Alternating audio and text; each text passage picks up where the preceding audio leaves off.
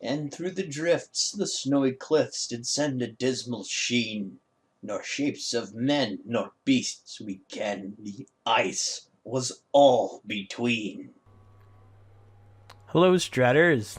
This week's top 10 video is top 10 one casting cost green cards from before the modern era. That means the cards came from the first 9 years of Magic the Gathering. They could have been reprinted, but in general, this is old school cards that I just loved playing, and I hope you can reminisce with me. I'll try to explain why each one of those 10 cards are my favorite one mana green cards from Vintage. So without further ado, number 10, Void Fate. The Void Fate's number 10 because, it's not very good, but it won Most Improved. It counters target interrupt or enchantment. It can only counter spells that target a permanent under your control. So what does that mean? Well, Magic the Gathering had cards called interrupts, which were faster than instant speed, and you would use interrupts to counter spells that were cast at instant speed. And the only thing that could stop an interrupt was another interrupt. So you would have to counterspell a counterspell. You couldn't just lightning bolt a creature again, because lightning bolt was just an instant, and interrupts are faster than instants. That got a little confusing to players, so Magic the Gathering ratted the rules so that all interrupts just suddenly became instants one day. Which means Void Fate, which used to just counter stupid Life Lace, turns a creature green for 1 green mana, which is not on this list. It's in the top 10 worst cards. Check out that video if you want an explanation of Life Lace. It can target instants. It can counter Lightning Bolt. So this was great. I played this in a 100-card Highlander. Maybe I'll do a video on it if I feel like doing story times, but story times aren't doing that well. Excuse me. And it's just a huge surprise because it's not what green does. Green does not counter, but it's a green counter. It's kind of like the mana tithe of the old days. Alright, coming on at number 9, Jungle Lion. So what makes Jungle Lion so special? Well, Jungle Lion had a unique property in that Savannah Lions just didn't show up in green. Green is supposed to have the strongest green creatures. Except you look at cards like Gosman Ogre, which is the 1 green 2/2 creature. You only control it as long as you have the highest life total, and if you don't have the highest life total, you lose it. So, being the biggest 1 mana green creature wasn't that good for Gosman Ogre. Green just needed a stompy card. This was just in the first couple of years of Magic the Gathering. And in order to just overrun your opponent, you just needed more Savannah Lion cards for green, more Gosman Ogres. But the thing is, it was from Portal, and initially in Magic the Gathering, Portal cards were not legal. Portal 2000 cards weren't legal, and Portal 3 Kingdom cards were not legal in Vintage. This actually wasn't a legal card for the longest time. Then in October 2005, Magic the Gathering finally unbanned all the Portal cards from all 3 sets, allowing people to play really expensive cards like Imperial Recruiter or Imperial Seal, which are hundreds of dollars. Thank goodness some of them got reprinted in later sets. But people really forgot about Jungle Lion. This actually was the card that could make you build a 60-card deck instead of like a tiny illegal 40-card deck. That was just about Green Stompy. This was the original Green Stompy kind of card that got Magic the Gathering moving. So, next up, at number 8, it's Crop Rotation. Crop Rotation was cool because it was so powerful, it was banned. If you had Tolarian Academy, it would tap and add blue mana for each artifact you control. Which means it could just tap for 4 or 5 or 6 mana. It would be like the only mana source you'd really need to win the game. Which means Crop Rotation, which could look for a restricted card like Tolarian Academy, was an immediate 4 of. Just Crop Rotation any old land, find Tolarian Academy, tap it for 4 or 5 or 6 mana, get an infinite combo, win the game. So this got banned. What makes it so great about Crop Rotation is it's just a common. I had about 10 or 11 of these banned in my collection, And it felt great because when Magic the Gathering printed, I think, Chrome Mox in Meriden, they were $25 each. So if you were playing an extended tournament and you had 4 Chrome Moxes, it's $100. And if Chrome Mox got banned, you were just down $100. So when Magic the Gathering bans a common like Treasure Cruise, just say thank you because you just didn't lose that much. So here's to like a really powerful card that's actually still played in Pauper today. It's just a weird way of getting to Urzatron and Pauper decks. Alongside Lotus Petal, which is also a banned card, along with Crop Rotation Treasure Cruise as basically Magic the Gathering's short list of banned commons. Coming in at number 7, it's, Crumble. Crumble was my favorite card because not only does it destroy an artifact for 1 green, making it cheaper than Disenchant, the creature can't regenerate. And one of the most fearsome cards back in the 90s was Masticore. I mentioned it was like $7 card. It would shotgun creatures, and it also had the ability 2 colorless. You could regenerate Masticore, or 2 colorless, it could do 1 damage to a creature. I crumbled a Masticore, and the opponent tried to regenerate, and I said, nope, you can't regenerate it. It's super cheap. The 4 life just doesn't matter for Masticore. This actually ended up being transformed to a card that's Nature's Claim, that's played vintage today. Alright, next up we got number 6, Basking Root Walla. This drove people in my F&M nuts, this Basking Root Walla song. Why is it not higher in the top 10? Well, the problem with Basking Root Walla is that it's only a 1/1. It has a madness cost of 0. It's a really unique kind of card. You could play it in the Survival of the Fittest deck. Survival of the Fittest is green 1, it's enchantment for 1 green. You can discard a creature card and search your library for another creature card. Well, you could pay 1 green and discard Basking Root Walla, and you get to play it for free, so you're not really actually losing a card. And you could search your library for a better creature card, like Vengevine.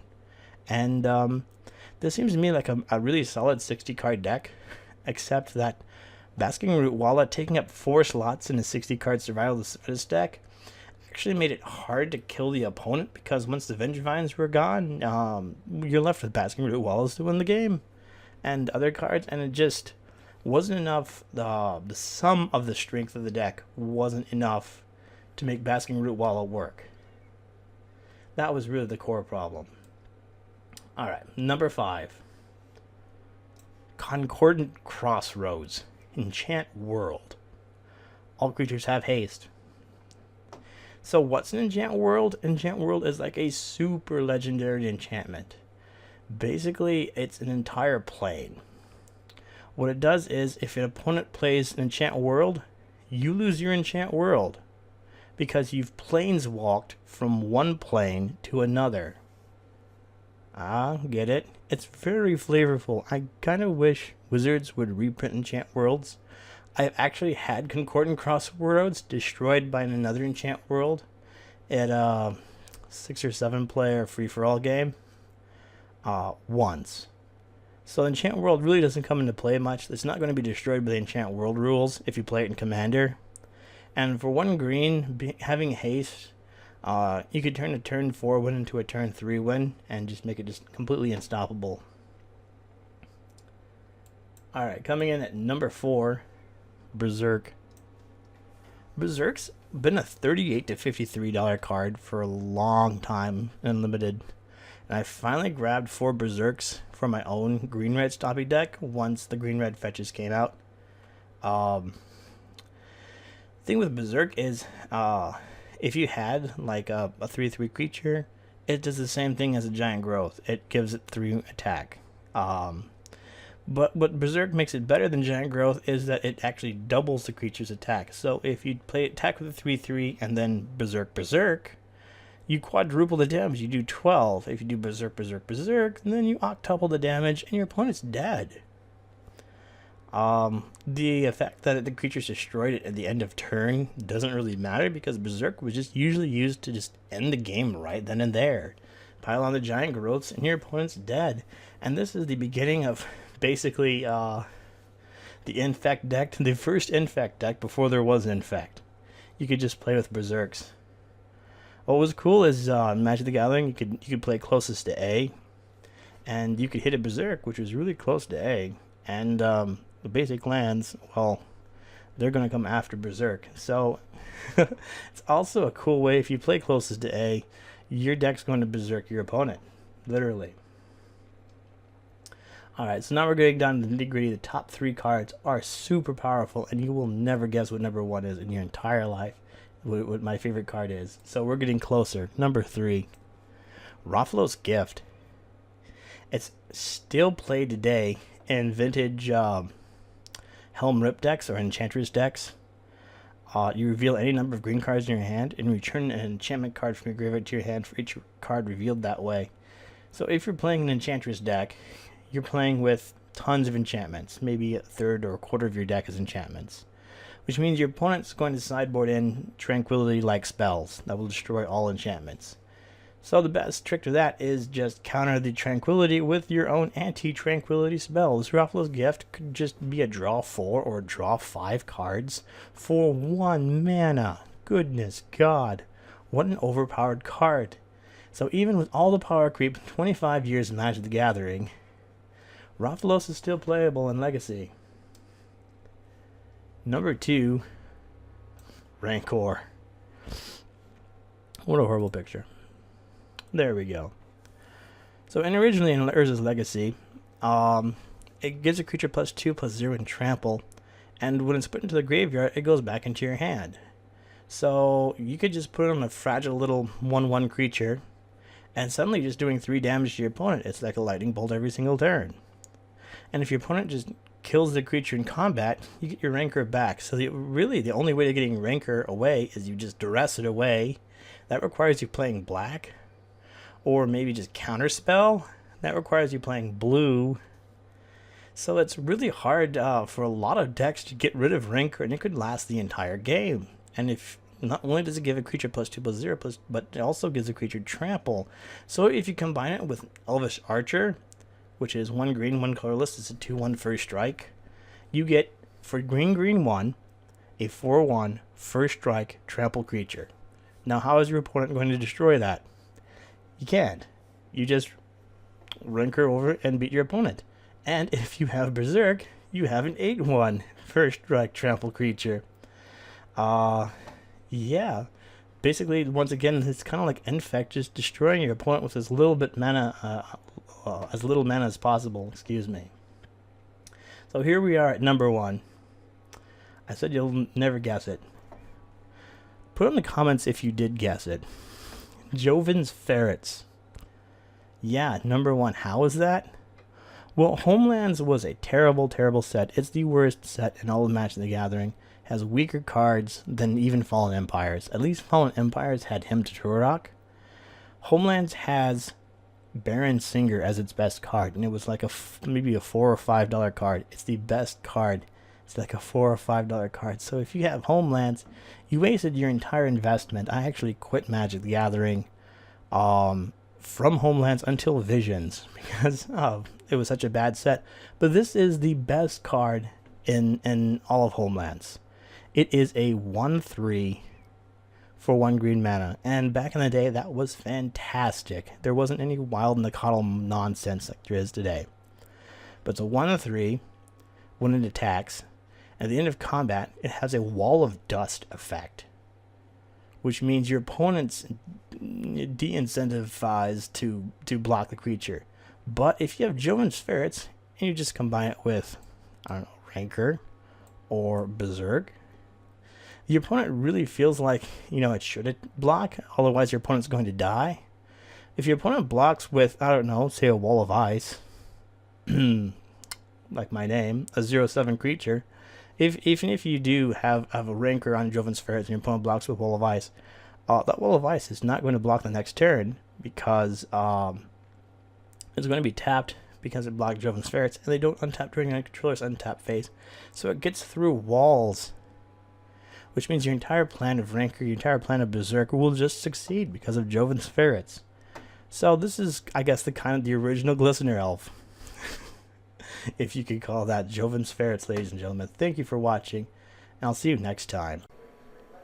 What? Wall of Ice Cream found a way to make money? That's right. You can help your favorite YouTuber, your third favorite YouTuber, by getting a month of Humble Bundle and referencing me with this reference code, or going to Hulu and buying several months of Hulu, or going to G2A and checking out that website. I have a reference link right there on the screen. So just go, and I can get a couple of bucks, and it pays for these cool things I have, like a Yeti microphone that I can't really afford. So go for it. Help your third favorite streamer.